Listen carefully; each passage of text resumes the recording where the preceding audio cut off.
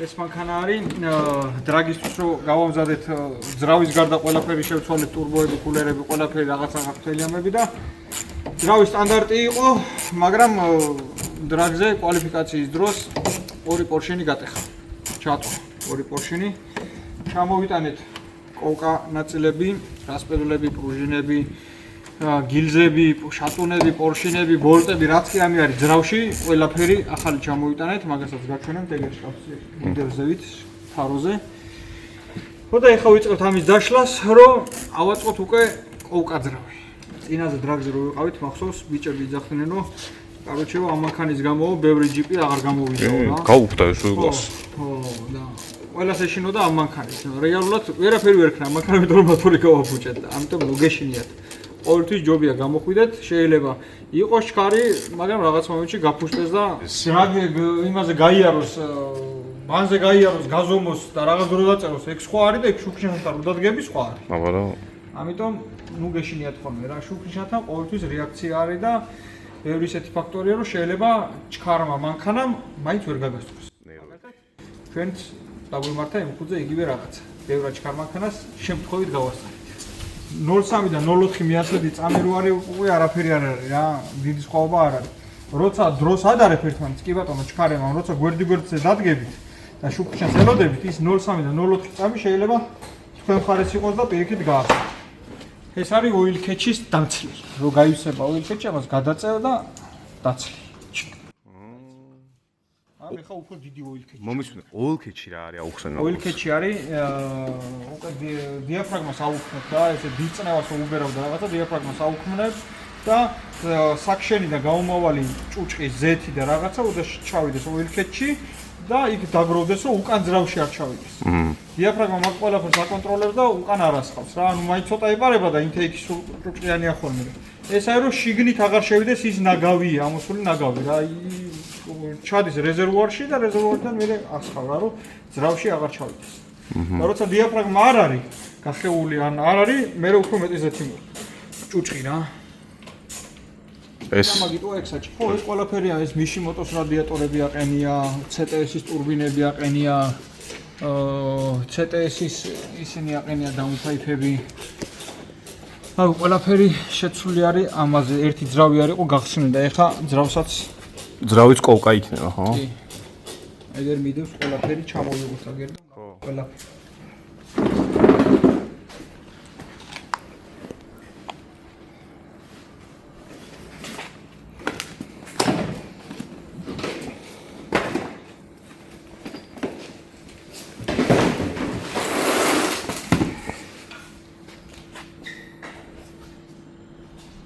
დარტონის გილზები.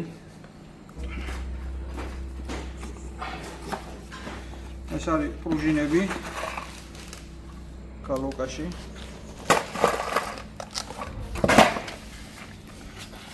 ესენია ბოლტები. ბევრი ყველაფრის ბოლტები, ანუ შპილკები ყველაფერი. ეს შაიბები და შპილკები. ეს გალოკი შპილკები. თავის შაიბები. პუმპულა. აქ შენი საშენო არაფერი არ არის, პუმპულა. ელა.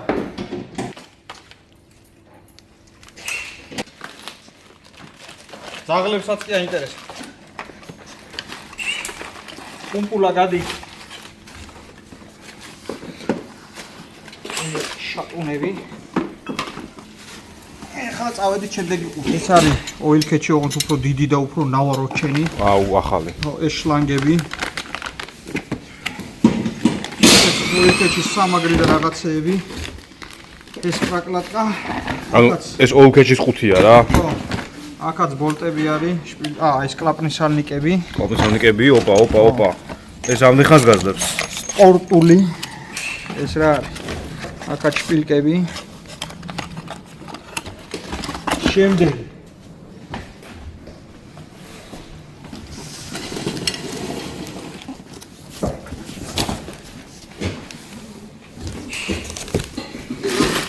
აქ არის ზეთის ნასოსი ახალი.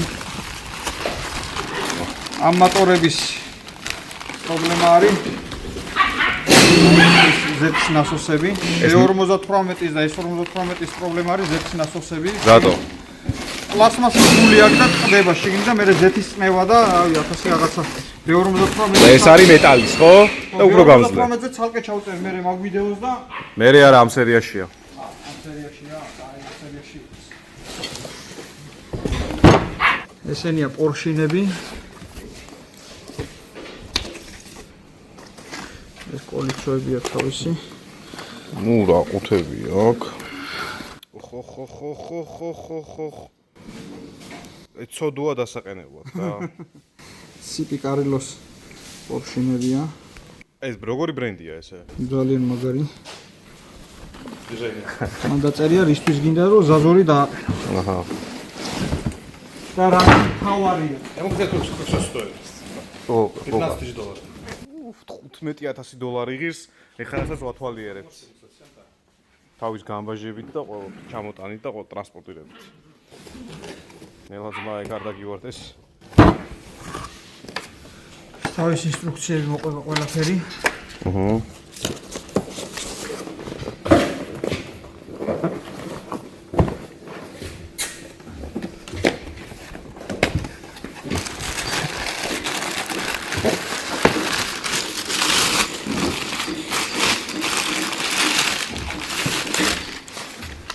ვერავი ლასტიკები.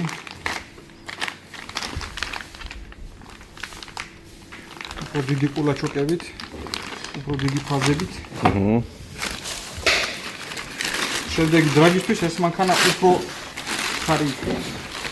ავტაკასაც გავატარებთ და ყველაფერი კარგად.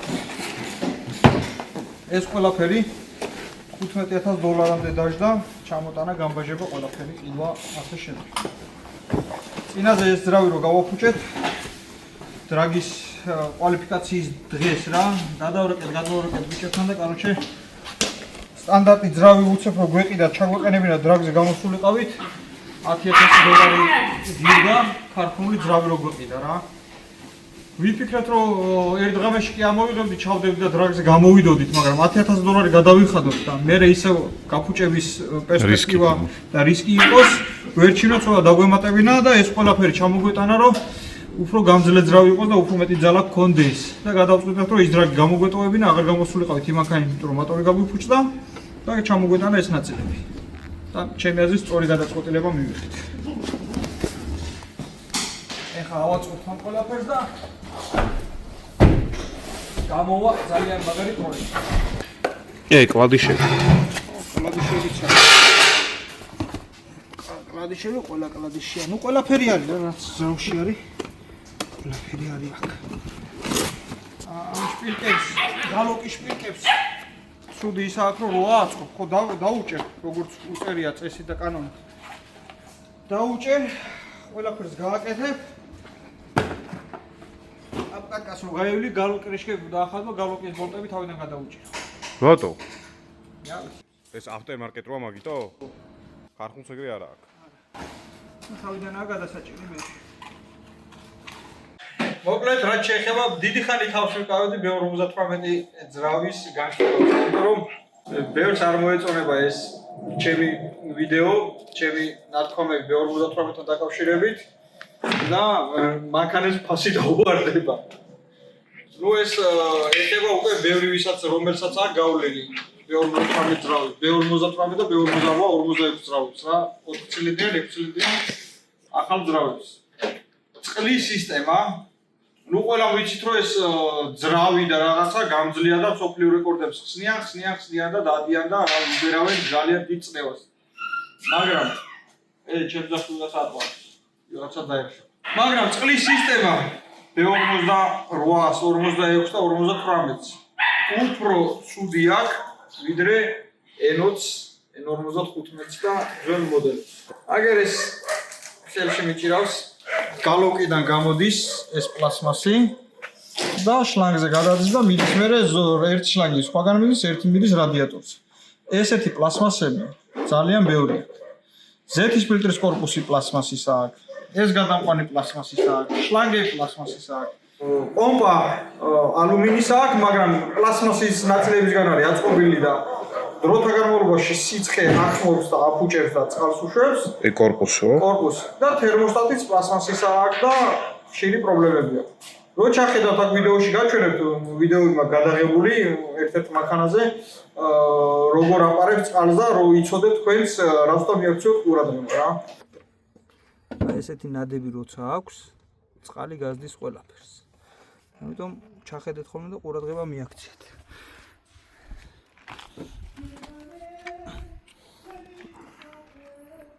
ეს ნადები თერმოსტატის ამასაც გაზდიოდა. პომპასაც გაზდის. წყლის შლანგებს აქვს პრობლემა, ამ შლანგს აქვს პრობლემა ტურბინაზე მიმოვალს.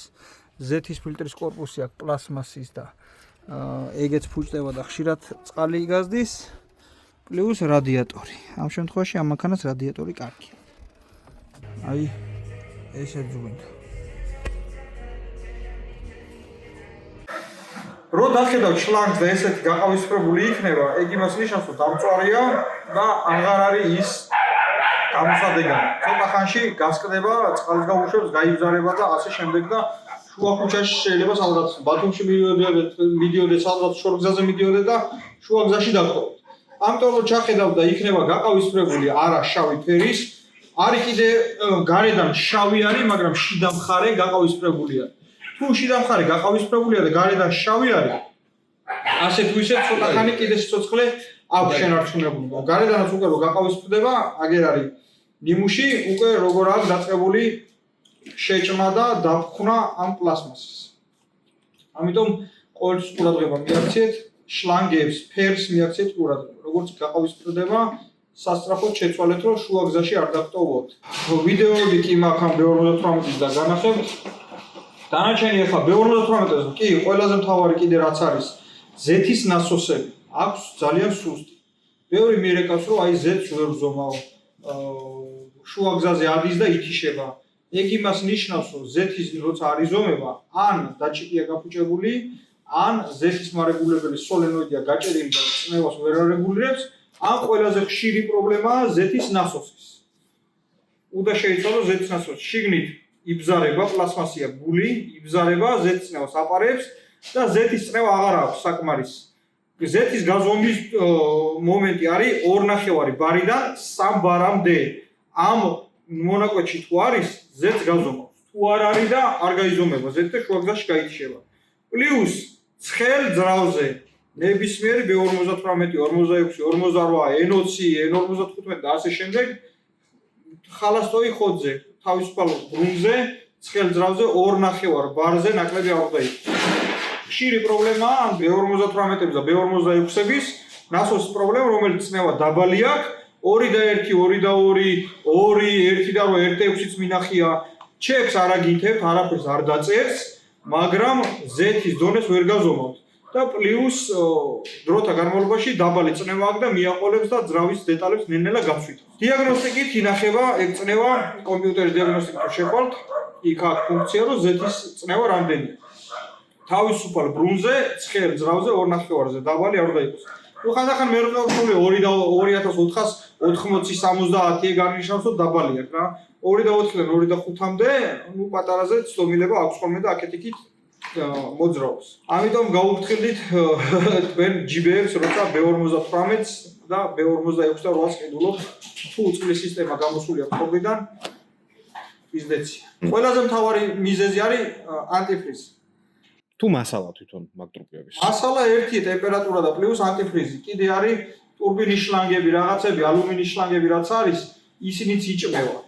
რადიატორი იჭმევა.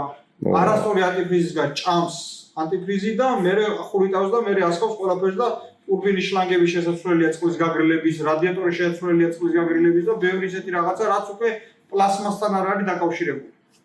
ამიტომ ყოველთვის ჩაასხით ის ანტიფრიზი, რომელიც უწერია კატალოგით, ბეძრავებს ძირითადად ახალი თაობის ანტიფრიზი უნდა და არა ძველი თაობის ანტიფრიზი და ხშირად ერევათ ხოლმე ძველი თაობის ანტიფრიზს ასხავენ, ან ვაფშე რაღაცა არაბრენდირებულს ასხავენ და ის ვაფშე კატასტროფა არის.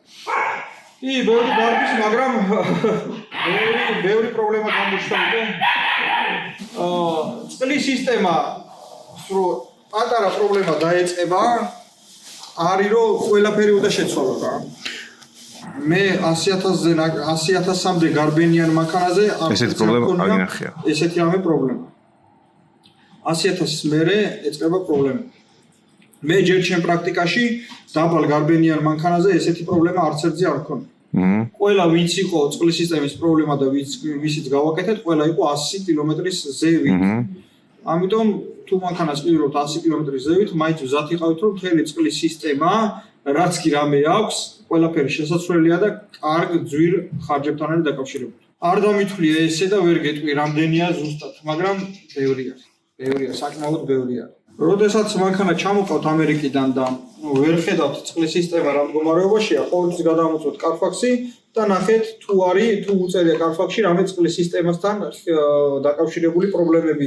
ან ანტიფრიზი თუ არის შეცვლილი, არამე წყლის, ან რეზერვუარი თუ არის შეცვლილი, ან პომპა რაღაცა თუ არის შეცვლილი, ერთ რაღაცას თუ ცვლიან, მე ცვლიან ყველაფერს რა. ხო, და კაია. მაგასაც მიაქციეთ ყურადღება, თუ 100,000 კილომეტრის მეტია გავლილი და არ უწერია Carfax-ში წყლის სისტემის არანაირი პრობლემა, რომ შეცვლია. ესე იგი, გიწევთ ამ ყველაფრის შეცვლა და ცოტა თავი შეიკავეთ მაგ ხრივ. დანარჩენი ისე კარგი ძრავია, N55-ით და N20-ით გალოკის გაბზარვის და რაღაც ეგეთების პრობლემა არ აქვს, მაგრამ ყველა ძრავს სათავისო პრობლემები აქვს. რაც N55 და N20-ს არ აქვს პრობლემა, ამას აქვს, ხო. რაც ამას აქვს პრობლემა, იმას არ აქვს პრობლემა და საერთო ჯამში მარკეტინგია ყველაფერი. საერთო ჯამში შენ გიწევს კაი მუშაობა. საერთო ჯამში ნაწილებს გამყიდულებს და ხელოსნებს უწევს მუშაობა. ხო. ერთ-ერთი ცოდო არის მე პატრონი, იმიტომ რომ ყოველთვის დიდი ხარჯი აქვს მე პატრონს. აგერ ხო ზგევარ და ესე ხო ვაკაკუნებ, ფეხზე ვაკაკუნებ და აი უკანა მხარე ჩამოიშალა. მართლა? ვაა. ესე კაკუნში, ფეხზე კაკუნში და აგერ ჩამოიფხნა უკანა მხარე ისეთი გამომშრალია უკვე ეს პლასტმასი. აჰა. B46 ძრავებზე 100,000-ის მერე ხშირად რომ მოდიან უიმე ყველაზე მთავარი B58-ის პრობლემა არის ძრავის ხუფი. ანუ? დიაფრაგმა. ხო. მაგალითად გაჩერებული ხარ, ყავთ მანქანა დაყოფილი ადგილზე და დიდი პერებოია ეკიდა და ძალიან მაგრა გაბოლა. ხო. არ შეეხოთ გას. აცადეთ თვითონ გამოიტანოს ეს ბოლი, რო გამოვა ბოლი, ჩააქრეთ, თავიდან დაყოფით. ეგ არის დიაფრაგმა, როცა ფუჭდება, თელზეც იწოვს და ასხავს ცილითში. იმდენს ასხავს, რომ შეიძლება გიდროუდარიც კი მიიღოს. ამიტომ არ შეეხოთ არაფერს, აცადეთ ის გამოწვას ზეთი, გამოვიდეს ბოლი, გაჩერდეს და მე ჩააქრეთ დახვდეთ, რომ პერებოი გასწორდეს. ქონია შემთხვევები ბევრი ეგეთი, ჩამოგვიტანია არა BMW-ს ორიგინალი კრიშკა, დაგვიყენებია და ზუსტად ერთ კვირაში იგივე მოვიდა რამოდენიმე მანქანას. მე ჩამოვიტანეთ BMW-ს ორიგინალი კრიშკა, დავაყენეთ და გასწორდა ყველაფერი და.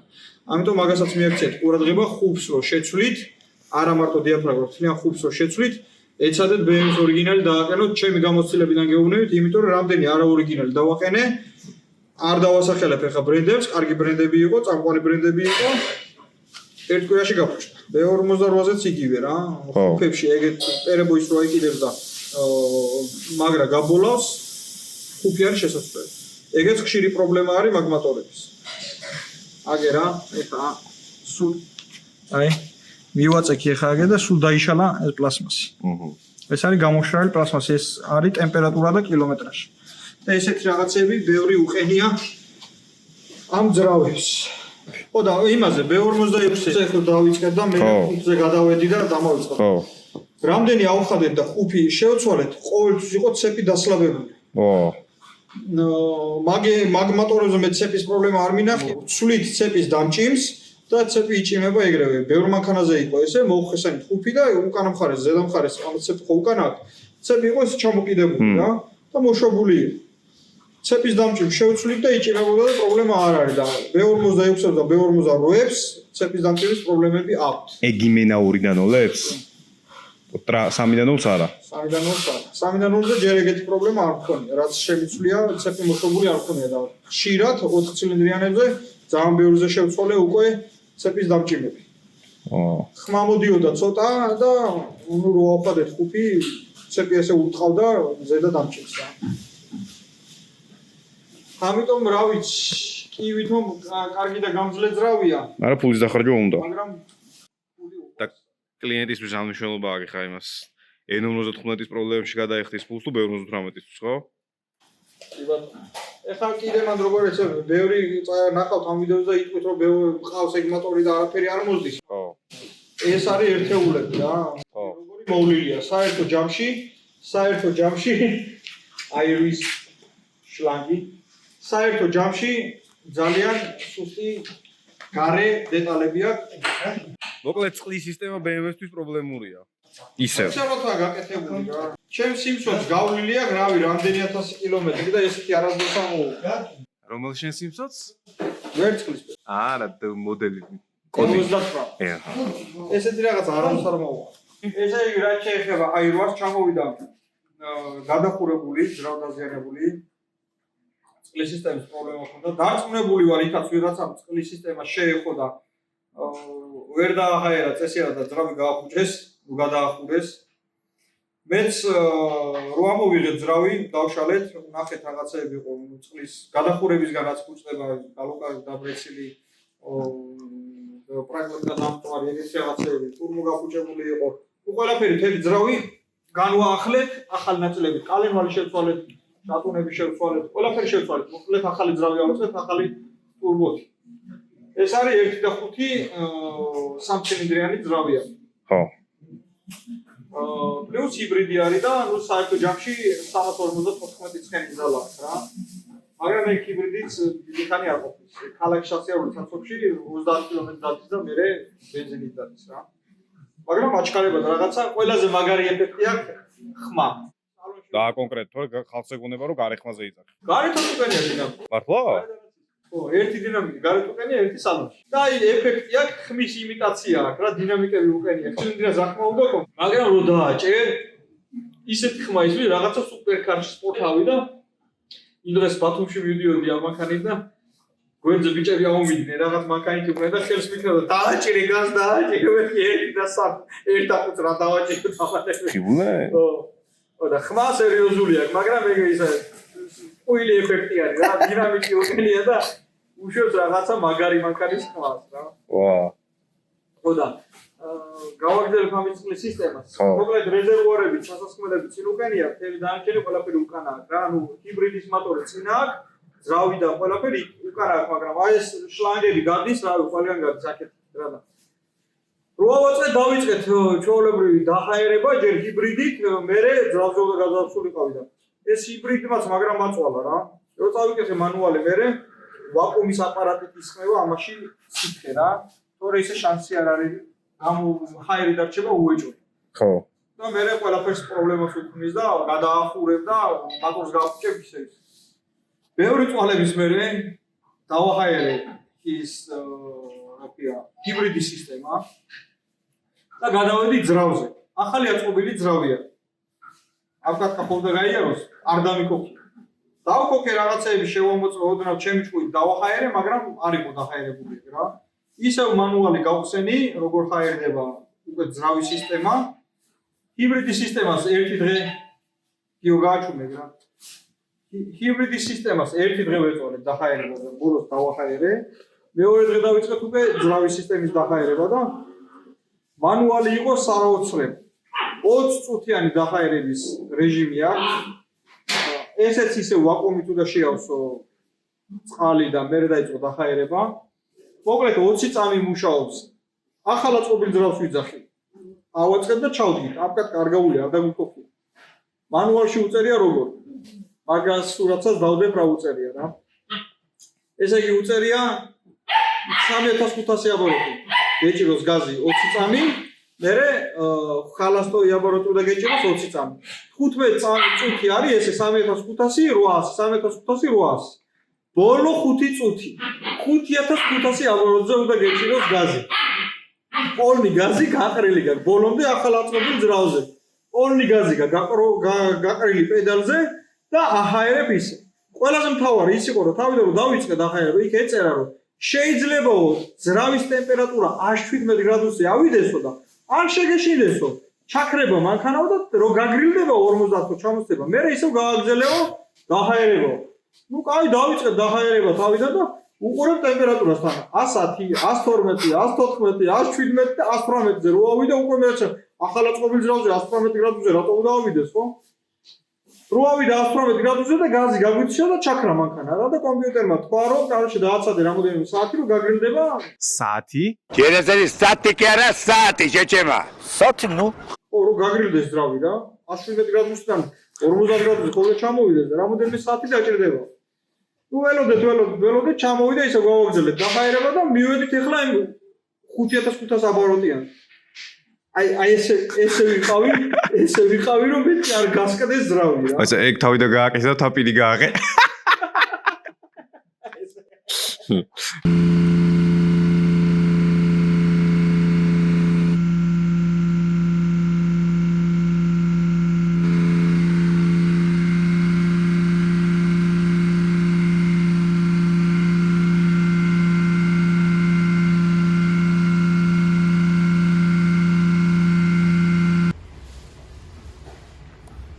აქ არის სია. ანუ როგორ ვიწყებთ რა? შეიწყება. მე ეს არის საათები, ანუ დრო, 3.5 აბაროტი, 5 წამი, 10 წამი ხალასტოი. მე იწყება აგერ აი 5500. ეტაპები არის ეგ და ეგ წერია რა. 117 გრადუსზე თუ ავაო, არის დარდო. გაგრილდებაო და მე გააგზელება. ხა დავიწყოთ.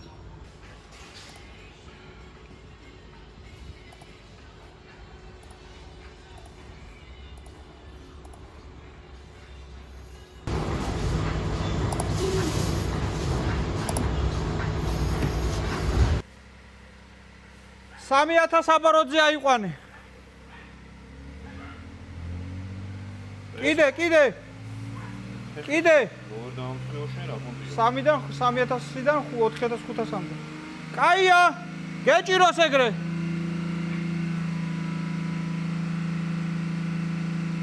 აი ხა დინამიკის მათემატიკია ხო?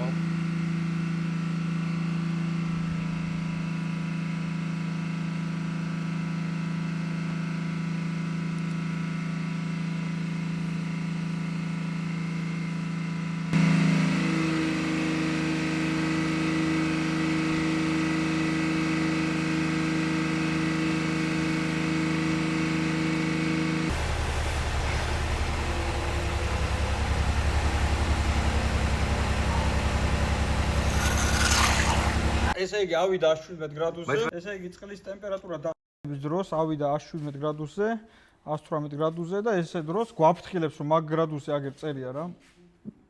აქ წერია მაგ გრადუსზე რო ავა, არ შეგეშინდეს.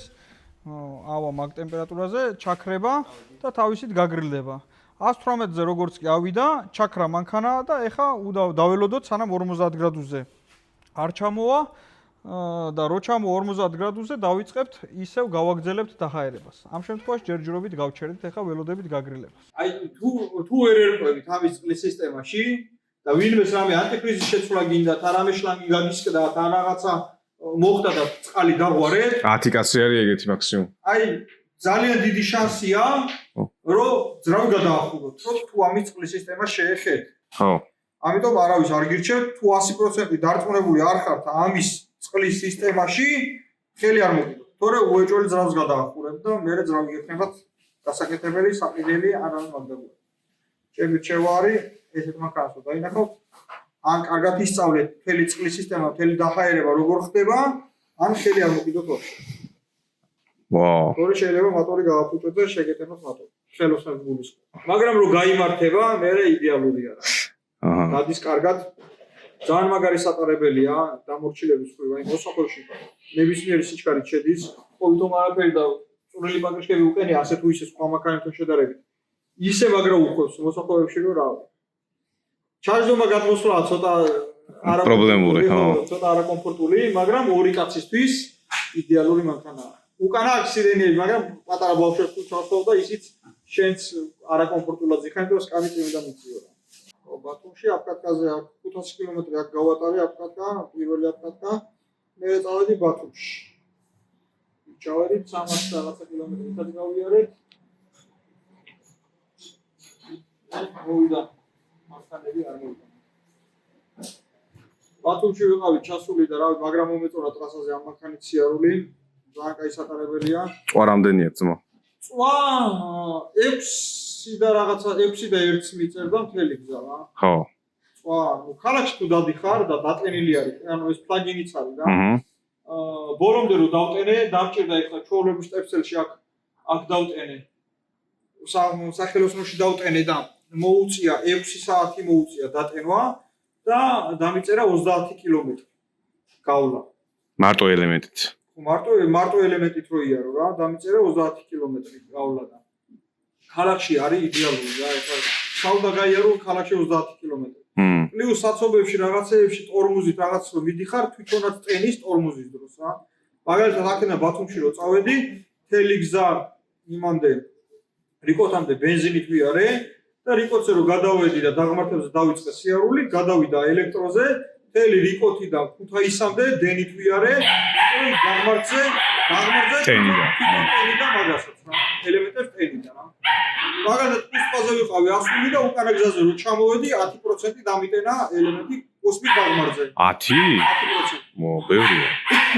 ერთ-ერთი ყველაზე უჩვეულო არის სხვა მანქანებთან შედარებით, რა რომ იგორავ და გაზ ფეხს გაუშვი. და გაგორდეს. ეს ატორმუზებს პატარაზე რა. სხვანაირი ეფექტია, ხა ვინც ელექტრომანქანით დადის ყველას ეს ჰიბრიდის თემაა ეგ რა. ხო, შეჩვეულები არის. უკულა ჩიც დაძებს? აბა მოდი იპოვე შენ სად არის გარე დინამიკი. ხო, დინამიკი სად არის?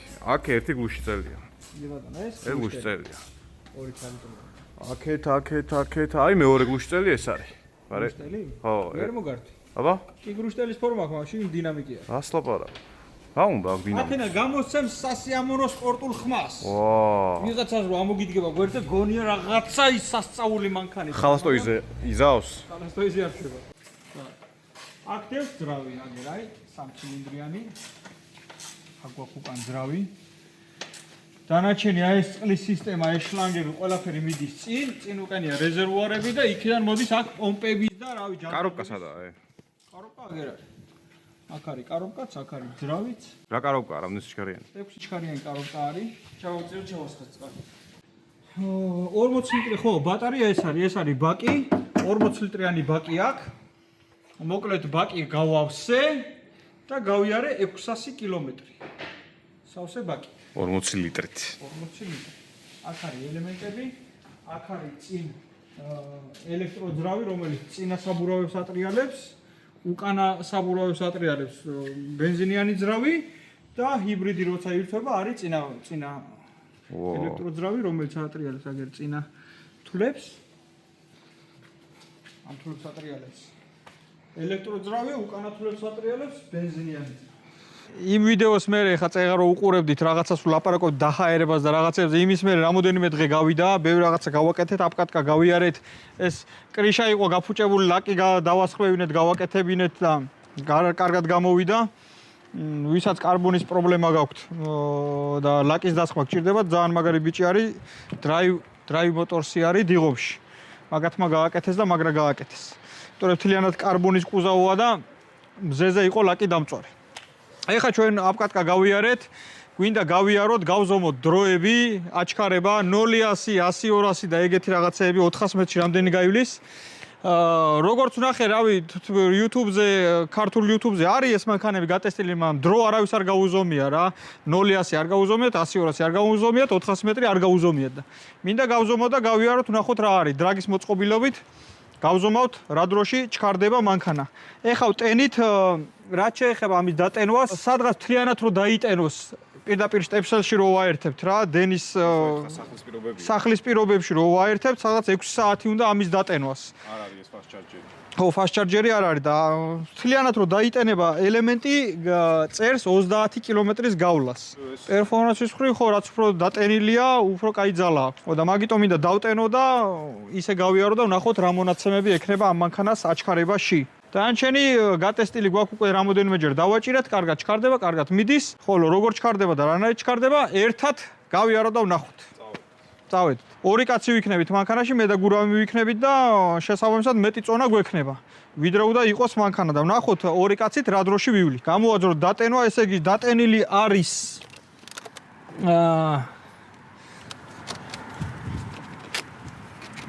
საჯანდაბაში ხარ.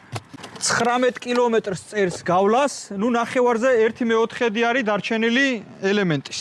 ამიტომ ბოლომდე დატენილიც არ არის, მაგრამ ეგ პრობლემას არ შეგვიქმნის აჩქარებაში არაფერს არ დაგვაკლია. ამიტომ ახლა გავიარო და ვნახოთ დანარჩენი როგორ და რანაირად ჩქარდება. შეიტანე ბატონო საბა. წავედით გავიაროთ.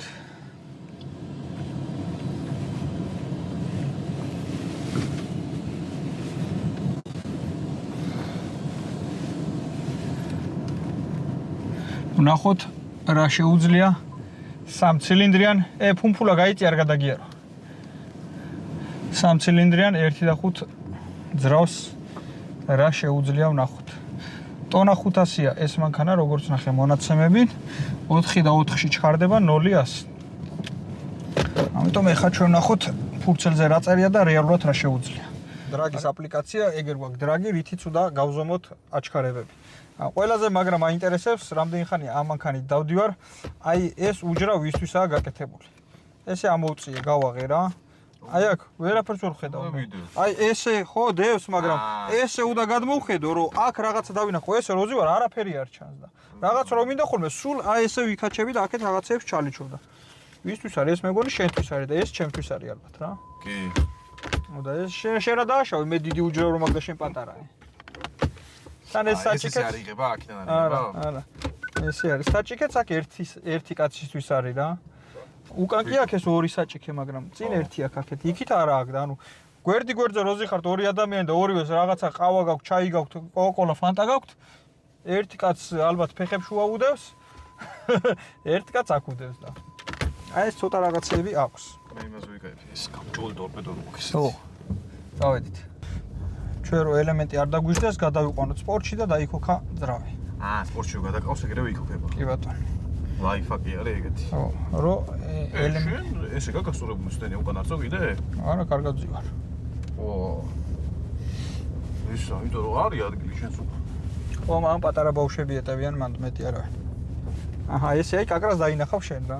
აი ხა მე რო აგზივარ და უყურებ, არაფერი არ ჩანს. შენ ვერ გაიგებ დრაგის შედეგებს. ხო. 70%-ია დატენილი და გვეუბნება რომ სულ ელექტროთი რო ვიაროთ, გაივლის 16 კილომეტრს. მარტო ელექტროთი რო ვიაროთ რა. ბენზინ რო არ ჩაირთოს და. მოდი იგე პასიორასი გავზომოთ ახლა და დავაჭიროთ, წავედით.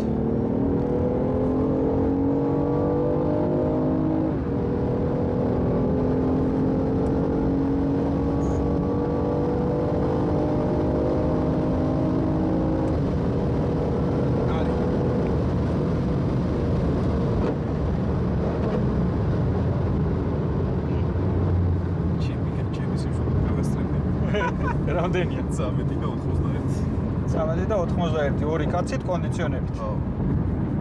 13 და 91, 100, 200, ორი კაცით კონდიციონერით. კი ბატონო, მაგით.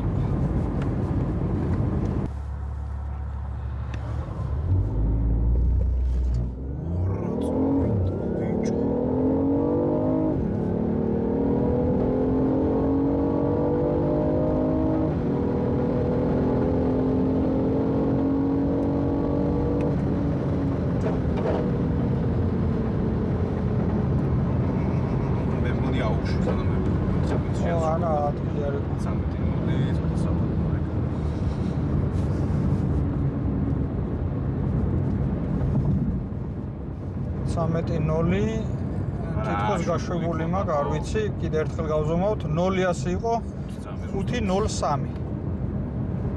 ორი კაცით კონდიციონერით. ეხლა კიდე მოვტრიალდები, კიდე ერთხელ გავზომავთ. ამას ქარხუნად 4 და 4, 4 და 6 უწერია 0-100. მე რო გადავიდე, მე მგონი კიდე და 4 და 7. შეიძლება, კი.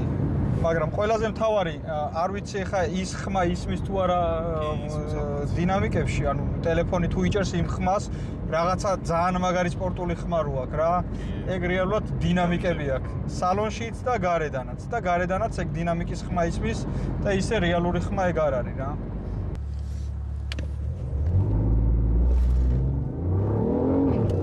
როგორ დააბუქსავა მეორეში. აი ეს ხმა ეხლა რაც ისმის დინამიკის ხმა არის.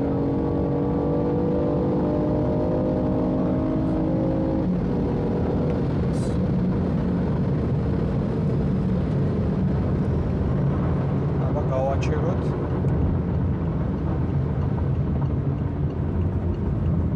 ესე იგი 100-200-იც გაგვიზომია 12 და 9 ორი კაცით.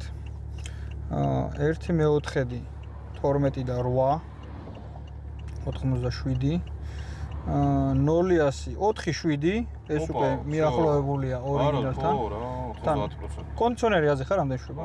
და მე რო გადავიდეო კიდევ და 4 და 4. კი ბატონო.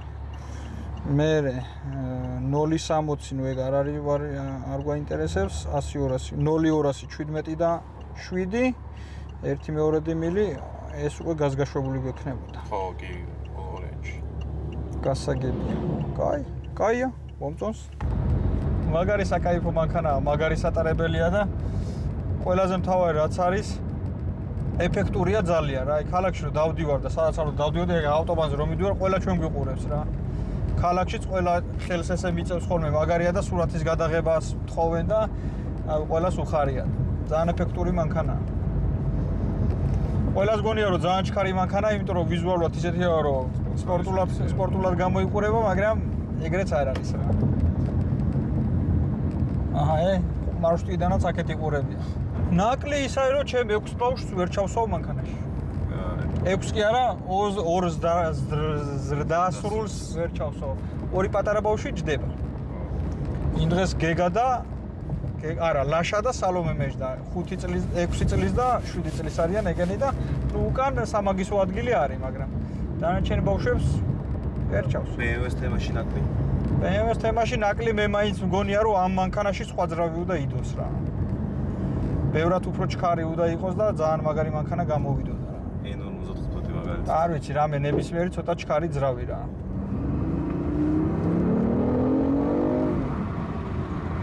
ხმა ხო აქ მაგარი. ნეტა როგორი ხმაც აქ ეგრე დადიოდეს. დაბლებში კაიცია გა. ელექტრო ეხმარება.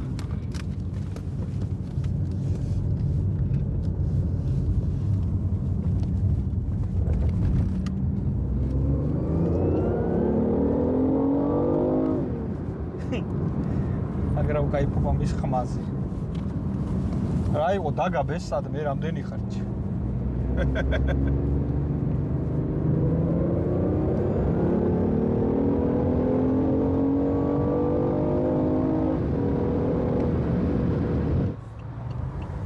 კიდე მიდის ხალხი ესე იგი ასასვენებლად. რა ვერ დაისვენეთ.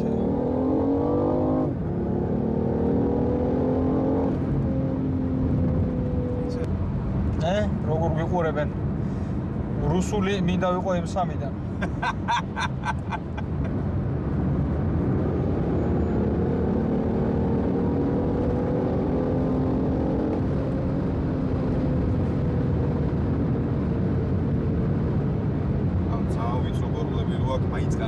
ძალიან მაგრად დგას. ვიწრო ბორბლები აქვს, მაგრამ მოსახოვებში რავი, ძალიან მაგრად დგას.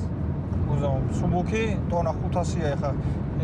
ყველა მიცით ჰიბრიდები და ელექტრომანქანები ყველა მძიმე არის 2 ტონაზე მეტი არის ყველა, მაგრამ ეს ტონა 500-ია, იმიტომ რომ თლიანი ძარა არის კარბონის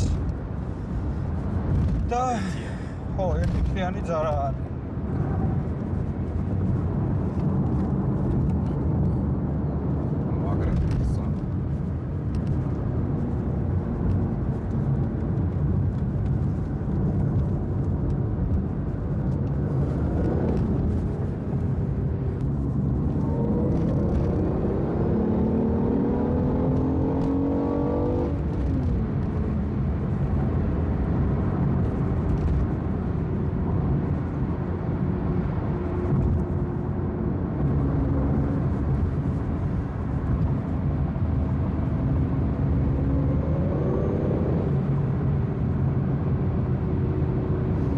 მე აუცილებლად გავსინჯავ ამ მანქანას მარტო რო ვიჯდები რა. და ვნახავ რა დროში ივლის მარტო ერთი კაცით და მაგასაც გაჩვენებთ აუცილებლად.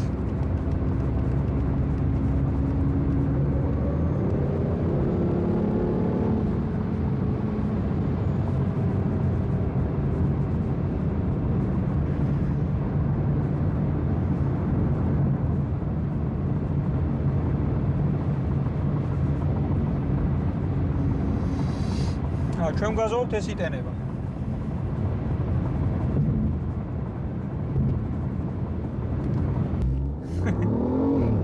კიდე დააბუქსავ.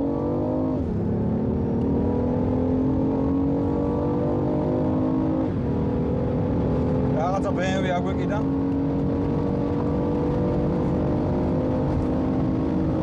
გაგვასწრო.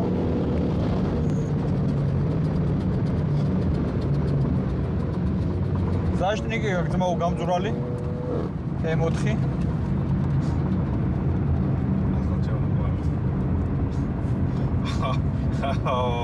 სულავ როგორ ბოთოკა თავი თქვენ არიცით ეხლა. გავდი შორტი კამერა. აი აბა მომავალ შეხვედრამდე. აი ცაკაცო დაიკიდე M4. მაგ M4-ის პატრონი ნახავს ამ ვიდეოს. უეჭველი. გამარჯობა. ზაშტნიკი ჩამოვარდნილი და მიხედე. ეხლა ჩვენ ვნახოთ ჩვენი მონაცემები. ესე იგი 100 200 0 100 ქონდა 4 6 კიდე გავაუმჯობესეთ. ოპა 479 1 მეოთხედი მილი 400 მეტრი 12 და 7 100 200 ქონდა 12 და 6 და 0 200 ქონდა კარჩი 0-100-ში და 100-ში გაუმჯობესება. კი ბატონო. დაბაგებუცოთ. შენ რომ მიზეხარ ეგარ დაგავიწყდეს. ხო და მეც გადავალ და ისიც დავარესეთოთ. ესე იგი ახლა ჩამოვსვი ბატონი გურამი და მარტო გავსინჯავ წონის გარეშე. იმიტომ რომ ძალიან საინტერესოა რასიზავს ქარხულ მონაცემებთან ახლოს თუ ივლის რა. ხო რა. წესით ივლის, იმიტომ რომ კიდე აირვა მოვიდა წინიდან, შეხედე? თან ფერიც იგივე. იგივე მანქანა.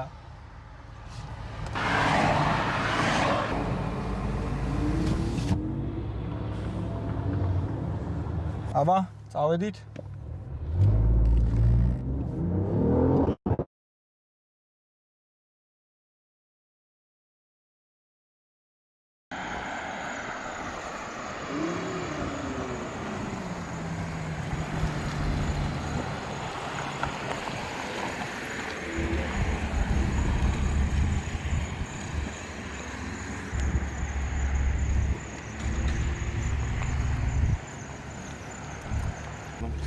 ესე იგი მარტო გავიარე გურამის გარეშე 0-100 მქონდა 4-4-7 აგერ არის ანუ ქარხულ მონაცემზე ზუსტად ეს მონაცემი უწერია 0-100 4-4 უწერია კი იმენა ქარხანა დადო პლუს 1 მეოთხედი მილი 400 მეტრი გავიარე 12 და 4-ში მარტო ვიჯექი ისიც ეგეც მაგარია და პლუს 100-200 ჰისტორი 100-200 ვიარე 12 და 2-ში. ეგეც უკვე ვეღარ გასწრებ. ეგეც კაი შედეგია. ამიტომ თლად მკვდარი მანქანაც არ არის. ხო რა, ინიციატივით დადის ეფათივით. მაგალითად M6 დინანის M6-ით 400-ს ამ დროში ხან დავდივარ, ხან ვერ დავდივარ. 412? 412. ხა ეგ X-Drive-ია და მაგით. მე რა 1 და 5-ია, 3 ცილინდრი. სპორტკარია. 3 ცილინდრი არ დაგავიწყე. ელექტროეხმარება მოშლა. ამიტომ ქალაქში კარგი მანქანა. უცებ აჩქარებისთვის 0-დან, მაგრამ მიდის. მე შეიძლება ვეღარ წავიდეს, მაგრამ 200-მდე კაი მანქანა. ეხლა კიდე რაც თავარია მოიწია ახლოს. მანამდე მე ყოველთვის აპკატკაზე რაღაცას დავდიოდი ეკოპროთი რა. დრო აკვირდებოდი, ძალიან ძნელად იტენებოდა ელემენტები, მარტო ტორმუზე და დაღმართზე იტენებოდა რა. მე რაღაც მომენტში დავდიოდი კომფორტით უკვე. კომფორტით რო დავდიოდი, კარგად იტენებოდა, საკაიფოდ იტენებოდა და აღარ ჭირდებოდა დენში შეერთება და რაღაცა და. ეხლა პირველად ვიარე სპორტით. და სპორტით უფრო მაგრა იტენება, ვიდრე ისე რა და რა ვიცი. სპორტზე უფრო მაგრა ტენის აკუმულატორს, ვიდრე ეკოპროზე. ეკოპროზე მარტო დაღმართზე და მარტო ტორმუზით ტენის, კომფორტით ავტობანზე რო ვიარე. ესე იგი ავტობანზე რო ვიარე ავტოპილოტით ტენიდა, მაგრამ სპორტზე უფრო კარგად ტენის ელემენტს და ამიტომ უაფშე არ ჭირდება მეგონი. ძრავის ტენის. ხო, ძრავის ტენის და ესე არის ხო. რაობაც და ტორმუზიც. მო, კარგი არის ეს მომწონს. ხო, ანუ ესე დენში ერთება არ ჭირდება. კაი როჟა. ესე კაი როჟა. ისე სულ იყო რომ მეთქი დენში და თურმე გადართე. ეკოპროში რო არის. ო, ეკოპროში რო არის. ესაც ზოგავს ი, და ბატონო. არტენს და იმასაც და კაროჩი. იმედია ამ ვიდეომ ბევრი სარგებელი მოიტანა თქვენს განათლებაში და ჩემს გაითვალისწინებთ გინდა B58-ზე, გინდა B58-ზე, 6-ზე, ამ მოდელზე კიდე რა ვილაპარაკეთ, მეტი არ ვილაპარაკი ამ ვიდეოში. დანარჩენ სხვა ვიდეოებში კიდე სხვადასხვა მატორებს შემოგთავაზებთ. რაც მთავარია, სულ დამოვიწყე მე რამდენი ვიდეო გავმაზე, Mercedes-ის განხილვას რო ითხოვთ, რო შეგპირდით, Mercedes განვიხილავ მეთქი და გავტესტავ მეთქი. დიდი ბოდიშს მოხდით, ის მანქანა გაიყიდა, რამოდენიმე თვეა დუბაიში წაიყვანეს და სამწუხაროდ იმ მანქანას ვერ ვტესტავ. შეპირებული ვარ, მაგრამ ვერ ვტესტავ. თუ რამე Mercedes-ი ვნახე სამაგისო აუცილებლად გავტესტავ, თუ ვინმეს ყავთ თქვენ რამე მსგავსი Mercedes-ი, მოიყვანეთ, გავტესტავ, გადავიღებ ვიდეოს და დანაპირებს შევასრულებ. ამ შემთხვევაში ბოდიშს გიხდით, რომ შეგპირდით და ვერ ვტესტავ, იმიტომ რომ არ არის 40-ს არ ავხუროთ. რა? ჯერ 40-ს გამომწოდე არ ავხუროთ, 40-ს. მე რა მაინც შეპირებული ვარ და 40-ს რო ავიდეთ, მანქანა არ არის, რეალურად გაიყიდა დუბაიში. ამიტომ სხვა მანქანა თუ გამოჩნდება, გავტესტავ აუცილებლად, ან ვინმეს თუ ყავთ, მოიყვანეთ და იმასაც გავტესტავ. დიდი მადლობა ყველას, კარგად ბრძანდება. გამოიწერეთ არხი. ეს გამოიწერეთ არხი ხო შეემჭამე აიენა. გამოიწერეთ არხი, აჰა. იო. ლედო. აი, იქნა. გარეთ ამნი. გარეთ მიყოთ, აი მოატრია.